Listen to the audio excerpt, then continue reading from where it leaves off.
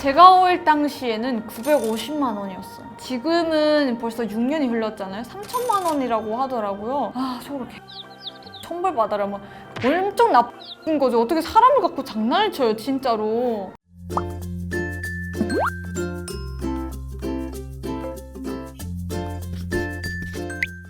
안녕하세요, 놀센아라입니다. 놀센님들 안녕.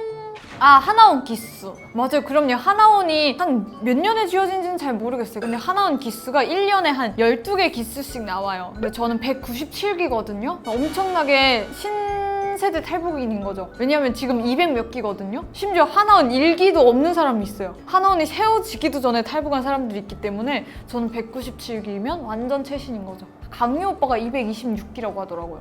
브로커가 이제 돈을 받고 저를 이제 한국까지 무사히 아니면 압록강까지 무사히 건네주는 사람을 브로커, 대박 막 이렇게 얘기하는 거죠. 저는 이제 브로커랑 어떻게 연락이 닿았냐면요. 북한에 있을 때 휴대폰이 있었어요, 저는. 한 17살 그때부터 엄마가 브로커를 통해서 제 휴대폰으로 연락이 왔었어요. 엄마한테 제 휴대폰 번호를 보냈었거든요. 그 브로커가 이제 엄마한테서 연락받고 연락했다 이러면서 엄마랑 연락을 시켜주곤 했었어요. 그래서 하루는 이제 그 브로커가 엄마가 이제 너한테 용돈 보내겠다 이러면서 구경까지 오라 이러는 거예요. 그래서 그 돈을 받으러 갔었던 거죠, 엄마한테. 그래서 가다가 제가 먼저 연락을 한 거죠, 브로커한테. 엄마 만나고 싶다 이래서 그냥 이 사람도 그냥 엄마랑 연락하고 싶은가 보다 이랬는데 이 사람은 탈북을 시켜주는 브로커가 아니라 그냥 이제 돈을 받아주고 수수료를 떼는 그런 브로커여서 제가 그 사람한테 연락을 하고 그 사람한테 갔을 땐 되게 당황한 거예요. 나는 사람을 보내는 브로커가 아닌데 왜 얘가 탈북을 하겠다고 나한테 온 거지? 당황스러운 거예요. 빨리 가래요, 저보고. 자기네 집에 보이부 들어오면 큰일 난다고. 그러면서 시골에 있는 자기 처갓집에 저를 보내는 거예요. 여기서 엄마랑 연락하라고. 제가 그때 이제 엄마한테 탈북하겠다고 하니까 얘가 뭐라고 할 때는 안 오다가 갑자기 오니까 당황스러운 거예요. 엄마도 브로커를 구하고 이런 시간이 주어져야 되는데 애는 국경까지 왔고 걸릴 수도 있으니까 국경지역은 계속 건너야 다니니까 엄마가 거짓말 아니고 하루 만에 브로커를 구했어요. 그 브로커가 저한테 연락이 온 거예요. 몇 시에 여기 해산 국수집 앞에서 만나자 이러는 거예요. 국수집 앞에 나갔는데 이 인간이 안 나타나는 거예요. 뭐야, 어쩌자는 거야. 전 너무 겁나는 거예요. 아무리 기다려도 없어요. 근데 이 사람이 전화가 오는 거예요. 아저씨 왜 저 여긴데 왜 안 오냐고 하니까 멀리서 저를 지켜보고 있는 거예요. 뒤에 꼬리를 달고 왔나. 그래서 이 사람이 제 앞에는 끝내 안 나타나고 어디로 다시 오라는 거예요. 그래서 따라가니까 그 태양상 앞에서 이제 이 사람이 자기랑 가까이 붙지 말래요. 자기 몸에 이러면서 전화하면서 자기랑 10m 거리를 유지하래요. 네, 알겠어요. 이러면서 10m 거리를 유지하면서 산소까지 갔어요. 거기서 이제 합류해가지고 그때 이제 강을 같이 넘게 됐던 거죠.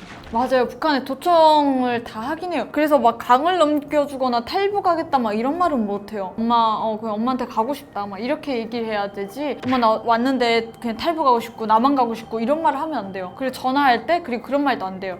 이름을 부르면 안 돼요. 이름이 찍히면 일단은 그 이름으로 북한은 신원 조회가 들어가기 때문에 이름을 부르면 안 되고 엄마 동생 있잖아요. 엄마 아빠 있잖아요. 이렇게 말해야 되지. 엄마도 나한테 우리 딸 이렇게 하지. 큰딸 이렇게 하지. 뭐 소연아 이렇게 말을 안 했던 것 같아요.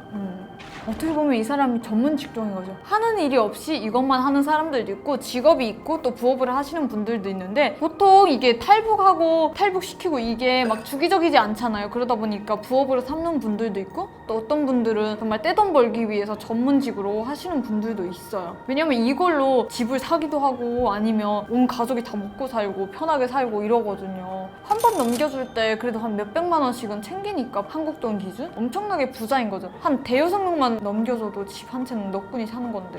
그런 게 있죠. 브로커 중에 외국인들 중국 사람은 있죠.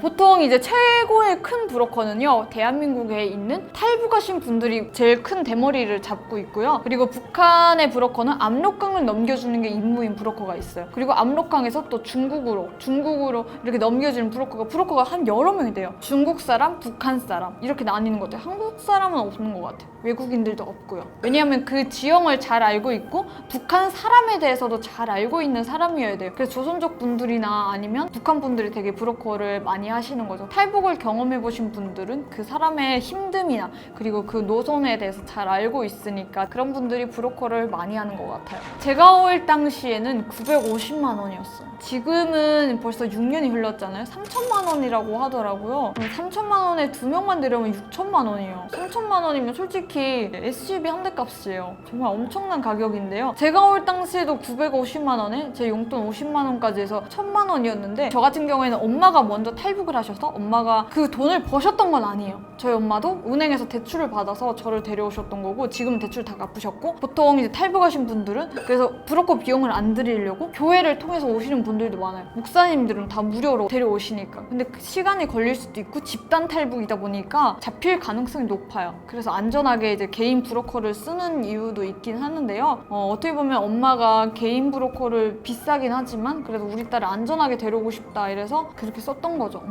서민들은 불가능하죠. 그 돈이 어디 있어요? 서민들 같은 경우에 그 탈북하는 게 인신매매잖아요. 이제 북한에서 일단 그 중국으로 도강을 하기 전에 도강을 시켜주는 중간 브로커가 있어요. 그 사람들이 이제 중국에 시집 갈래? 이러면 시집 가겠다고. 왜냐면 북한에서 이렇게 사느니 시집 가서 그래도 밥이라도 세 끼 먹어보고 싶다 이렇게 시집을 가시는 분들이 많아요. 근데 그 얘기를 들어보니까 시집을 갈 때 남편을 고를 수가 있다고 하더라고요. 이제 중국에 조선족들이나 한족들한테 많이 가는데 중국 같은 경우에는 결혼할 때 남자가 여자 쪽 집에 돈을 지불해야 된대요. 그 돈이 엄청나대요. 그래서 시골에 장가 못 간 사람들이 북한 여자들이랑 되게 결혼을 많이 하는데요. 근데 여자들이 이제 중국으로 강을 넘었잖아요. 넘었을 때 이제 방에다 다 넣어놓고 남자들이 이제 저 남자 어떠냐 저 남자 어떠냐 이렇게 다 데려온대요. 한 명씩 이제 온대요. 저 남자 마음에 들면 저 남자한테 결혼을 할 수 있는 거고 선택을 할 수 있어서 되게 그건 그나마 조금 괜찮다고 들었어요. 저는 그 서로 윈윈하는 거죠. 나는 밥 먹고 살아서 좋고 너는 와이프를 얻어서 좋고 이렇게 서로 윈윈하는 건데 안 좋은 건 이제 그 후부터 시작되는 거죠. 결혼을 하고 이제 도망을 가는 거죠. 일단 자리를 잡고 이제 아기를 낳고 살다가 이제 도망을 가는 거죠. 하루아침에 이제 와이프랑 아기 다 없어지는 거죠.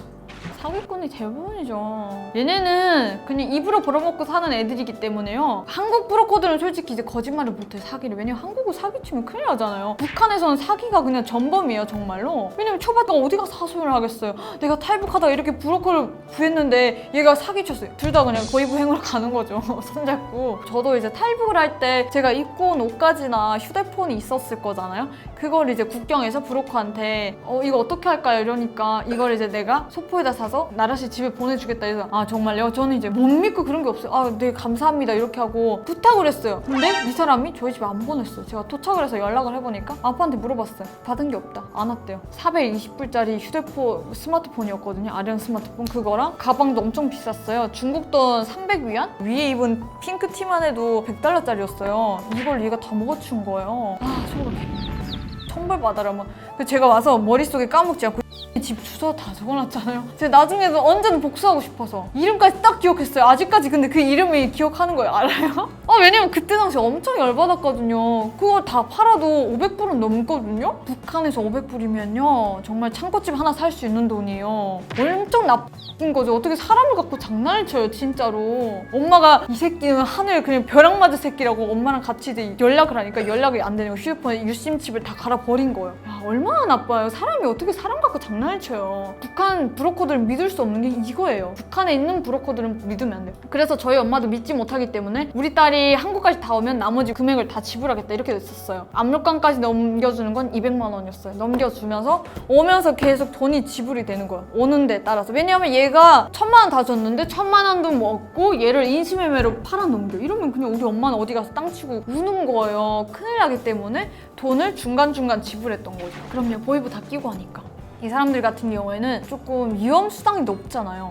탈북시키다가 잡힐 수도 있고 아니면 걸릴 수도 있고 이러기 때문에 뒤에 중국 대방도 끼고 하지만 보이부를 끼고 해요. 얘네한테 보이부한테 막 돈을 찔러주면서 이제 탈북을 시키고 막 이러는 거라서 엄청나게 뒤에 내 뒤에는 미국이 있다, 내 뒤에는 보이부가 있다 막 이런 거죠. 엄청나게 큰 백을 가지고 있는 거. 안 그러면 위험해서 못해요. 네 맞아요. 탈북할 때 언제 나라를 선택할 수 있냐면요. 태국 그 이민국 수용소에 들어가면요 나라를 선택할 수가 있어요. 뭐 캐나다도 선택할 수 있고 미국도 선택할 수 있고 대한민국도 선택할 수 있는데요. 미국까지 가려면요 6개월을 감옥 생활을 해야 돼요. 한국까지 가는 데는 1개월이지만 미국까지 가는 데는 6개월을 감옥 생활을 해야 하기 때문에 그거를 참고 기다리는 사람만이 미국까지 갈 수 있어요. 근데 미국 가면 그렇게 큰 좋은 집을 준대요. 우리도 한국에 오면 임대주택을 주잖아요. 5년 동안 살 수 있는 임대주택을 주는데 미국을 가면 아예 자기 집을 준대요. 그렇게 큰 집을 주고 대우도 좋다고 하더라고요. 그래서 저희 엄마도 저를 데려올 때 얘를 미국으로 보내서 좀 영어도 잘하게 만들까 이런 생각을 했었대요. 근데 제가 이제 미성년자고 혼자 미국에 보낼 수는 없잖아요. 그래서 엄마가 그냥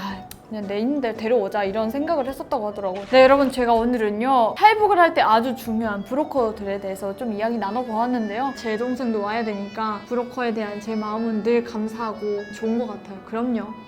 네, 여러분 오늘 영상도 재밌었다면 좋아요, 구독 꼭 부탁드릴게요. 안녕히 계세요.